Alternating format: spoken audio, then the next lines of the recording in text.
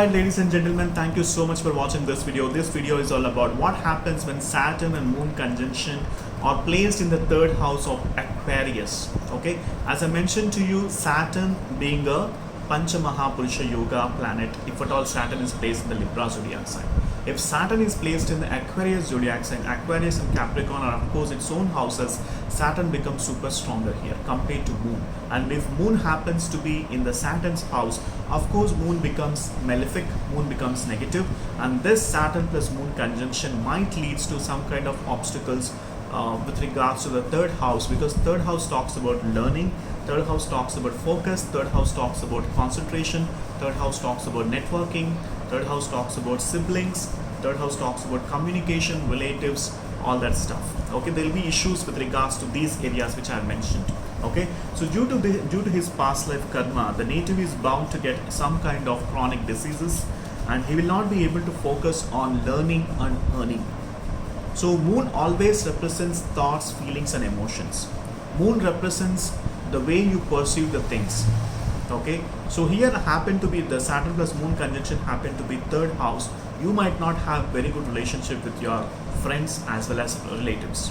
Okay, most of the times you'll be just alone. Most of the times you like to be very reserved and you don't like to talk to the people much unless until there is a Venus conjunction, Venus combination or Venus aspect on this combination. Otherwise the person becomes super reserved in nature and doesn't like to talk to people, and he doesn't like to get associated with the people, and but at the same time there will be disturbance with his own thought process.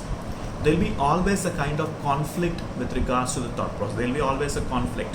He will not be having a proper decision making skills. He will be always dependent upon other person, and sometimes that person with whom he will be taking the decisions might not be able to guide him properly, and sometimes that might even leads to some kind of misunderstanding with whom this person is going for asking for an advice. Okay, so some kind of rivalry, some kind of friction might happen. The reason being Saturn here becomes super strong in Aquarius zodiac sign, and Moon happen to be a malefic planet here. Okay, so that might give some kind of mindset issues. There will be a lot of confusion, so you got to go to experts. You cannot ask the advisors to each and every person who is not knowledgeable, who is not expertise in certain subject or area. So you got to go to the people who are knowledgeable and who are expertise in certain subjects, who can able to provide you proper guidance with regards to the issues that you are facing. That is one thing you should be doing. Second thing is proper money management. So people who have Saturn and Moon conjunction in any of the house, these people likes to spend the money like a water, or money will undergo some kind of losses if at all this combination is there in the 12th house. I think I have mentioned that in another video. So even in the third house for that matter, this person will be lacking the networking skills, and most of the times he like to do his job alone. He don't like to mingle with the people, he don't like to associate with the people, he doesn't like to share his secrets to other people. So this might lead to some kind of confusion in his own life. Okay, so that's what properly being seen. So you need to be associated with the people, because without networking in this 21st century, you cannot able to grow in your life.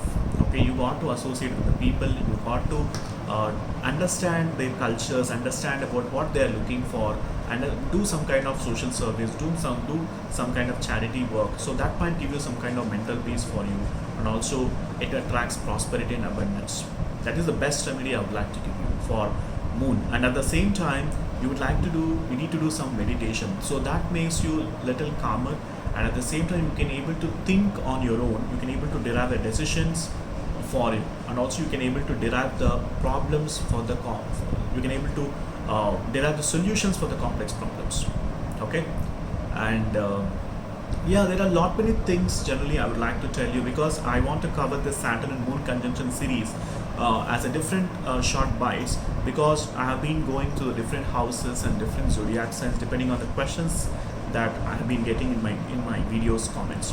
So what you can do is, please like and share and subscribe to my YouTube channel. First and foremost thing, you want to do that because I know that you are loving my videos. So So that is the main reason why you keep watching my videos. So please subscribe to my YouTube channel if at all you haven't subscribed till now, and let me know in the comment section what exactly you learned from this video and what exactly you want me to make videos upon is what something I would like to know from you as well. Because unless until you keep telling me what you want in my YouTube channel to be made, I cannot be able to touch that videos. In fact, the question which I'm bringing up in this video, that is what happens when Saturn and Moon conjunction is in the third house of Aquarius. This is the question one of my client has emailed me to make a video upon. So I'm just making the video on that. Okay. So that's how I generally, I always take the request from the clients. Okay. Secondly, if at all you need my astrological consultations, the link is mentioned in the description section. Don't investigate your own birth chart with half knowledge, because one or two videos will not be giving you the complete picture about your horoscope analysis. For that, you got to go to the expert astrologers who can able to guide you, who can able to tell you on the complete prediction analysis, because all the 9 planets in your birth chart have to be taken into consideration before giving a final prediction. We cannot simply just go ahead like that and provide the horoscope analysis. That is totally wrong. Okay, a lot of people generally watch one video or maybe some of my competitor astrologers videos, and they come into a conclusion. Some people even get into some kind of fear as well as some kind of mental disturbance because they might have seen some video that some kind of negative that astrologer would have told because of some combination, and they'll feel that that might be applicable for his horoscope as well. Let me tell you, that's totally wrong. That is the wrong way that you're following. So I keep telling you that don't experiment your birth chart just by watching YouTube videos. You have to talk to an expert astrologer, and you need to get a horoscope analysis done and get the correct prediction, final prediction, depending upon the planetary alignment in your birth chart. Okay, so that's what you should be doing it, and that's what drives you the results. That's what provide you some kind of positiveness in your life as well, because once you have a knowledge, there is a positivity. Once you understand your own birth chart, once you derive your strengths, weaknesses, opportunities and threats, you can be able to plan your life in a much deeper way. And at the same time, what I would like to tell you is, please keep watching my videos, because I keep sharing you a lot of information pertaining to Vedic astrology, because my objective is to help you with the knowledge of Vedic astrology. So please book for an astrological consultation. The link is mentioned in the description section. Once I get a consultation order, I'll be able to help you with a complete analysis pertaining to your individual birth chart. Okay, and I'll see you in the next video. Bye for now.